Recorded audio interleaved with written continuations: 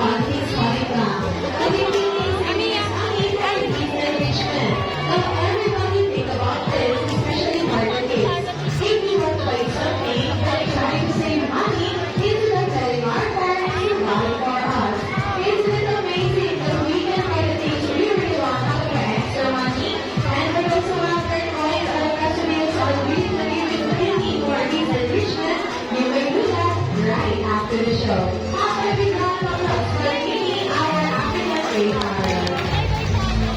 Now let me share with you how we train our animals here in the park.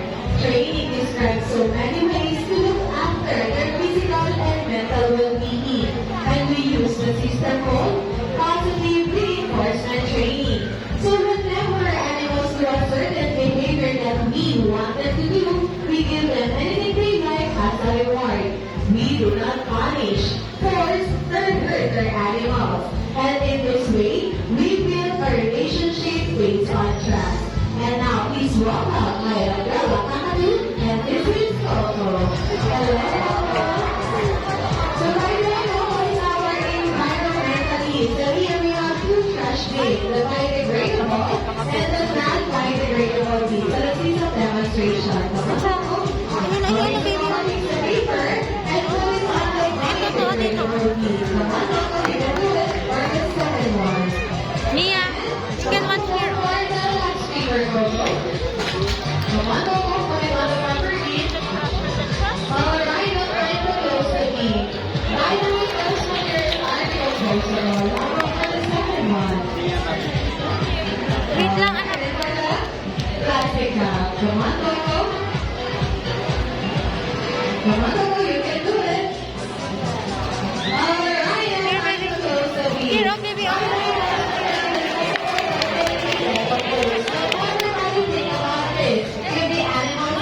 Why can't we? So let's now start segregating. How do we write a report on our environmentalists? Okay, so this time we are on the next part, which is the Animal Encounter Show, where you will meet some of our wonderful friends, up close and personal, as we tell you more information about them and their unique personalities. And during the show, I'll be asking volunteers from the audience to assist and use your chance to use your cameras and video cams for an up-close and personal photo opportunity. Okay, so for our first animal picture, I'll be needing an adult volunteer. Yes, sir. Can you go here on the Mia. Don't be shy. Watch your step while going down. Okay, so by the way, we're waiting for my volunteer. For some updates and infos about Zoomies Safari, you may visit our website, www.zoomanity.com.ph. Come on, sir. And like our Facebook page at Zoomies Safari. Alright. Come on. Hello, sir. Happy afternoon. Please stay on my website. What is your name? Boom. Sir, are you excited to meet our next animal friend? Super excited. Super excited. And if you're excited, all you have to do is put your hands up like this. And without further ado, please welcome my friend. And this is Sansa. Where are you, Sansa? Come on.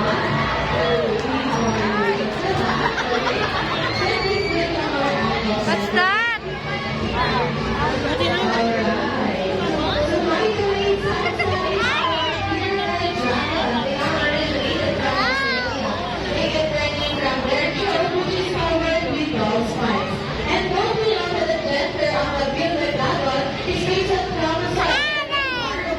Temperature. At high temperature, male bearded dragons undergo gender reversal and develop as a female. Interesting, right? Now, sir, what can you say about Sansa? Lovely. Lovely. Okay, how do we round of applause for Sansa and their volunteer? Thank you so much, sir. You'll be receiving a keychain from Zoomies Safari. Thank you. Okay, so this one, I'll be another adult volunteer. Come on, on this side. Come on. Alright.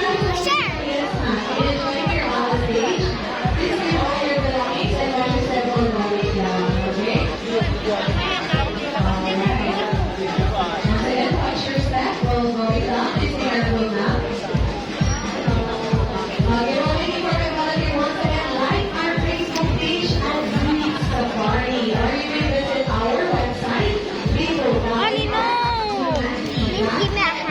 PH. Come on, ma'am.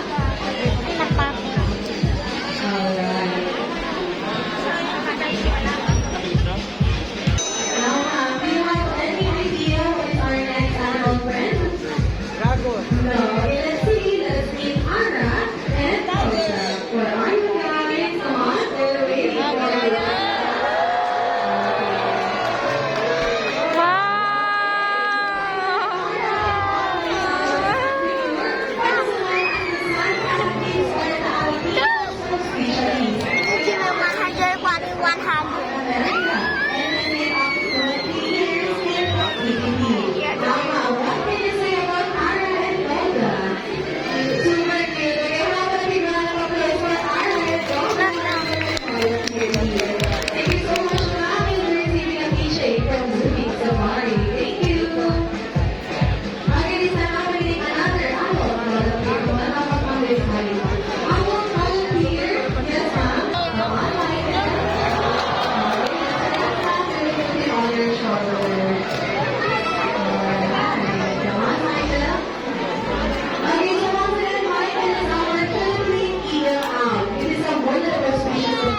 That belongs to the Strigidae family. They are locally known as Guaco or Lupao. Now I have a question for you. Do you have any idea how many degrees can an outer neck? Yes? Any guess?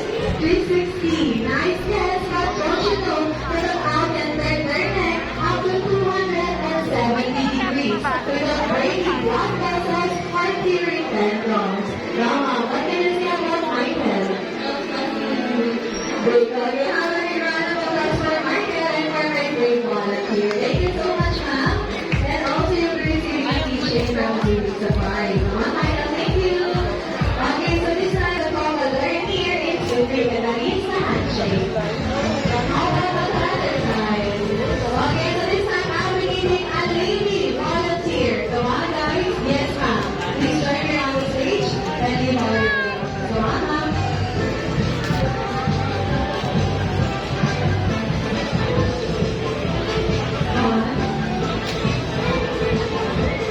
Hello, ma'am. Happy afternoon. What is your name? Cecile. Ma'am Cecile. I'm going to give you a chance, ma'am. I'm going to give you a chance to ask the questions to Coco. And Coco only my yes. And if he nods his head, meaning he's saying yes. Are you ready? Okay. Okay, if he's ready, what is your first question? Am I pretty? Coco, is she pretty? Question. Am I sexy? Don't know she's sexy. What is thinking about it?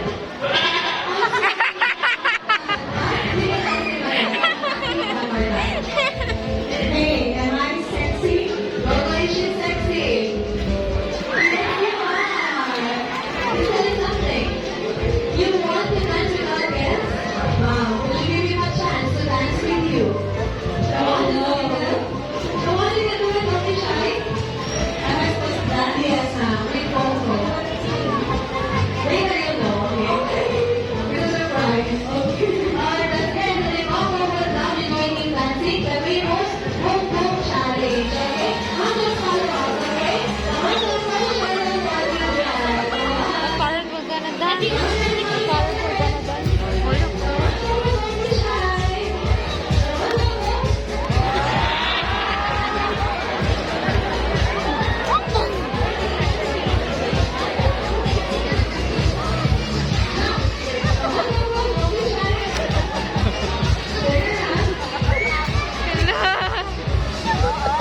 Wala ka! Nag-review ako, Chiro! Mami, huwag ka magulo!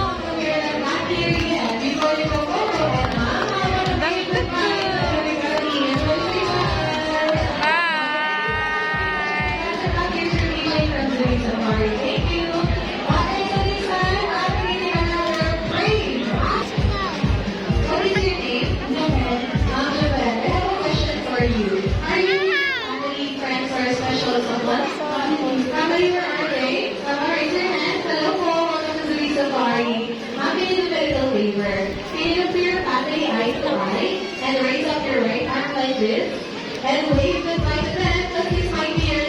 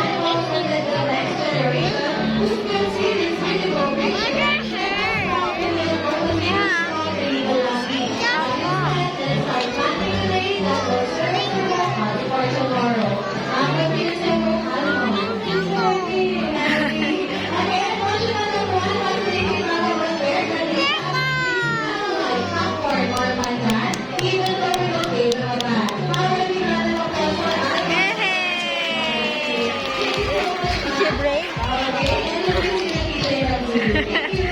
Okay, this time I'll be doing another adult volunteer. How about the other side? Come on, yes, ma'am. My friend, all the way from Circle, are you? Here is you. Come on. Okay, we're on.